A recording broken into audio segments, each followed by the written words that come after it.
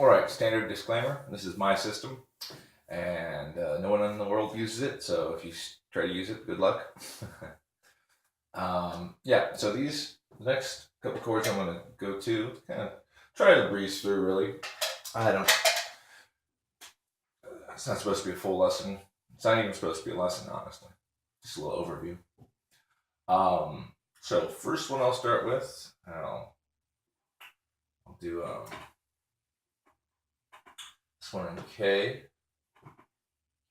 is 0 to 7. I just write that as K2. So basically my assumption here is that starting from so if you put a note like K, it's assumed to be major triad. But put the chord, just K, not the note, not like the note K, because I'd write K like that if I was to do the actual notes. I'd put it lowercase. But you got the uppercase K, or uppercase whatever note that's implied to be a major triad. So if you see K2, well, and without the octave symbol too, so that's, if you see the octave symbol, you can assume that it's the K major chord. So K, O, R, with the 2 up here. So instead of the M, because that's K, L, M is the 2. So instead of the 2, it's the 14 up here. You probably can't see that here, but I'll play it. So it's an octave up, and then you can assume that the triad is still the same. It just has that 2 up here in the next octave. But so if you don't have that octave symbol, actually I'll just erase all that. If you don't have that octave symbol, then it's assumed. So you get a 2 there. What the assumption is that that's what is called suspended second in standard usage. But I don't bother with that because, well, especially I want to use as little from the standard so there's no complication. And plus, it's right to the note, so there's no minor third, major third stuff, just right to the distance. So the implication there is basically whatever note or whatever number you might have, if it is within the range of I guess 8 maybe as well, if it's a augmented chord. But if it's in the range, so 2, it's assumed that you're altering something there inside that triad or of that triad. So 2, I would assume K2 is just K, L, M, N, O, P, Q, R. So 0, 1, 2, 3, 4, 5, 6, 7. That's K2. And there's the same thing with 4. So I'll just go down the list. I'll make a list here. Let's get the town. I'll even write it on the staff here. I'll put it in here too. Okay, oops. I was thinking of the H we were doing before. R. KMR. So that's, but I'll start with just start with the major up here in our list. K2, so 0, 2, south. And then the next one would be, already got that up there, so K5. So K, 1, 2, 3, 4, 5. It's P. Okay, so K, L, M, N, O, P. So that instead of the third, third is standard, but I'll try to keep this just with my system instead of confusing the two. So if you have the 4 there, 4 chrome, I'll do these little symbols too. The 4 chrome is altered up to 5.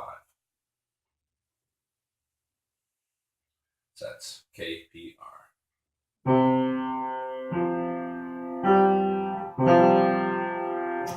And to tell you what, I'll put it on here as well. HIJ, K, major, K2, K5. So K, M, and O.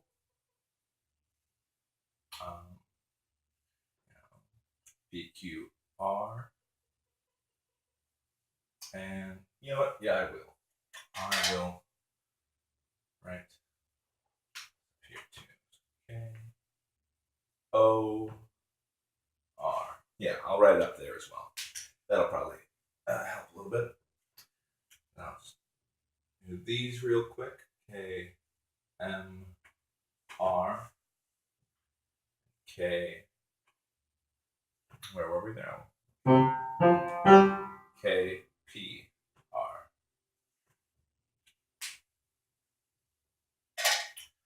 So K, O, R,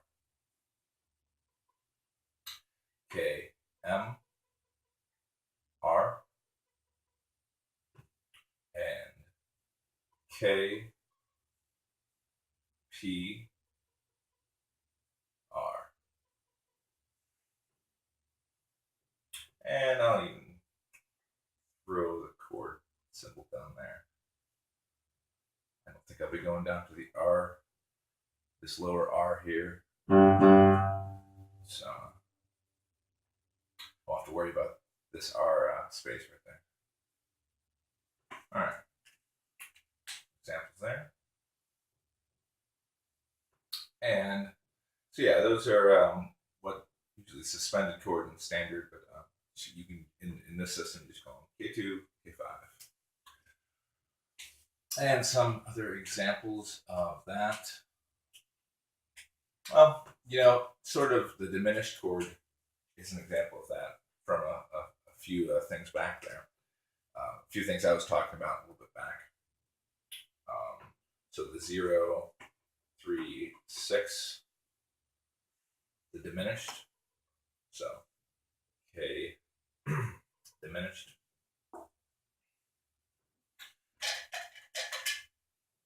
would be well, if I'm going to add it, I'll move it over here. So this is one of the common triads of the 4 I introduced before.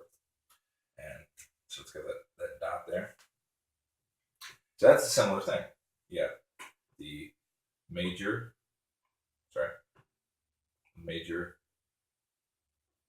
well, if I'm going to talk about it, I will move it actually. All right. So yeah, you got the major chord where you kind of start from, and diminished. It's then instead you diminish both of those notes. So from O down to N, and from R down to Q. So it's a similar thing as K2, K5. So similar implied thing. You see a 2, like, oh, the 4 has moved to 2. You see a 5, oh, the 4 has moved up. And you could do the same thing with Q note. So if it was K, O, Q, so you've got some sort of K chord, 0, 4, or no. You see there's Q there, so if you see K6, you have the 6 there. The implication I would draw from that is how I write it at least, is that the 7, it's right next to 7. I just assume the 7, that what I communicate to myself with, and that is that the 7 has moved down 1. You still have that 4.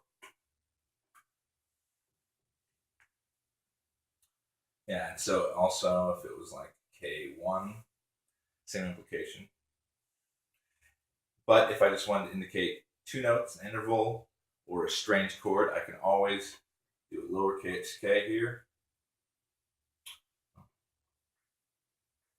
And then just simply say the notes. So I guess you have to be a little bit careful with that. But usually, just make it pronounced. Like if you see some of the more normal chord names, there won't be a confusion, but just make it a pronounced lowercase letter there. And you can write whatever you want, really. So 1, 4, 5, 8. Yeah. I ain't coming up with a name for that. Who knows? Maybe there's, you got the augmented sort of there. Then that might be, even to follow a tangent there.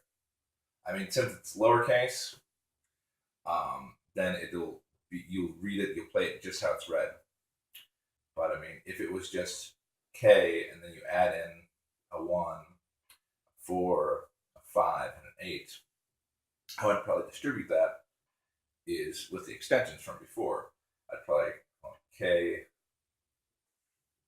Well, no, extensions wouldn't necessarily work for that.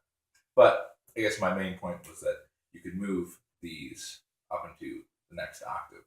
So instead of 1, you could play that 13. Instead of 5, you play that 17. And then you could have the augmented chord in the first octave. But then that gets it down to voicings and how you want it to be heard, how you want the notes to interact with each other. All right.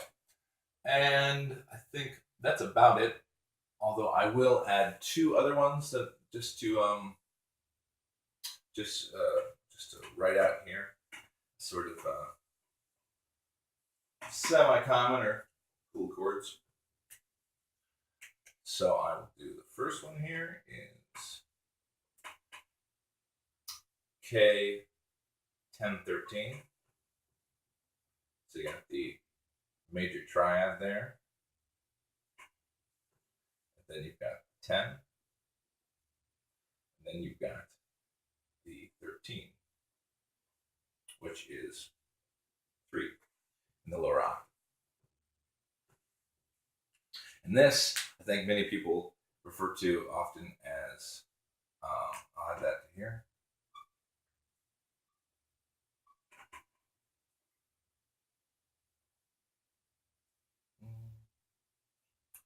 K, L, M, and O,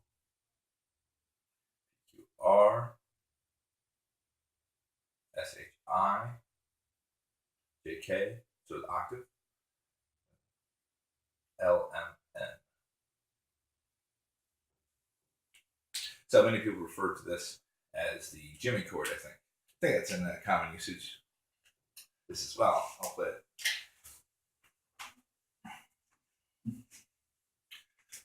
So if I was to do I can do K here. I'm playing it right into K, so I might as well play it K. So we get 0, 4, then we skip the 7 for this voicing, and we hit the 10. So here's the octave there. 0, 12, that's 10. So just to start again here. 0, 4, 10, and then the 15. Because here's another, you got the octave there, so 0, 1, 2, 3. So 0, 4, 10, and the next octave 3. And so this, if we talk in the next octave terminology, you have 12, 13, 14, 15. So either 0, 4, 10, 15, or 0, 4, 10, 3, with the knowledge or assumption that the 3's in the next octave.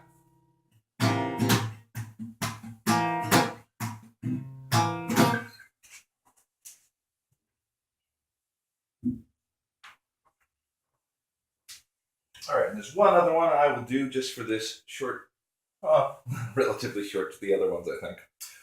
Other videos, that is. Short edition. and it'll be 9. So 0, 4, 7, and 9, which would just be K9. K9. Woof. Yeah, so it's out of out of the triad there, so it's assumed you're adding another note there, and that write that here.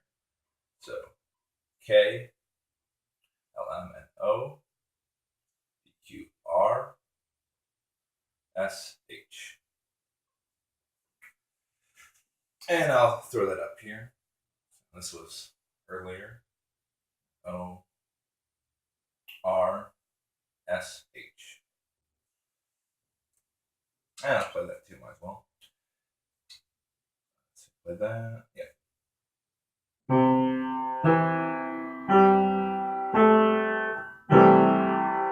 So 9. K up to O to R and then H. So 0, 1, 2, 3, 4, 5, 6, 7, 8, 9.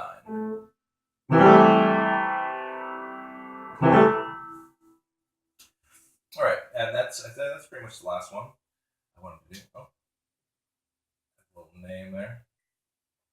9. I do believe that was the last one I wanted to sneak in. Let me just double check here. Oh, yeah, I guess I'll make a quick note on this one. The 9 can be very confused if you're using standard notation anywhere near this, because the 9 means something different than standard notation. So then again, just another example of stressing that when you write with the chromatic relative numbers, then you also need to write with the H through S absolute note names. So H through S. I know it's uppercase, but it's a title, you know. So H through S and 0 through 11, and the other octave if you include those, should always be together. A and G, and then reversely, A and G I always use with the normal degrees, so the 1st through the 8th. So I just want to point that out with that, because this one can be confusing with that. And a lot of the other ones too, but a lot of the other ones, like if you say K10, the 10 here will not be confused, because in the other system, that would be just, it'll seem redundant. There'll be a big enough of a hiccup there that it won't be misinterpreted. I assume so. All right. Yeah, I think I will stop it there. And then I have one other thing I want to touch on, which doesn't really have anything to do with different chord types per se, or at least exploring some new ones. Just a way to interpret notes. It's called chord polygons. And yeah, it's pretty interesting. I'll show you that on the next one. Take a pause here though.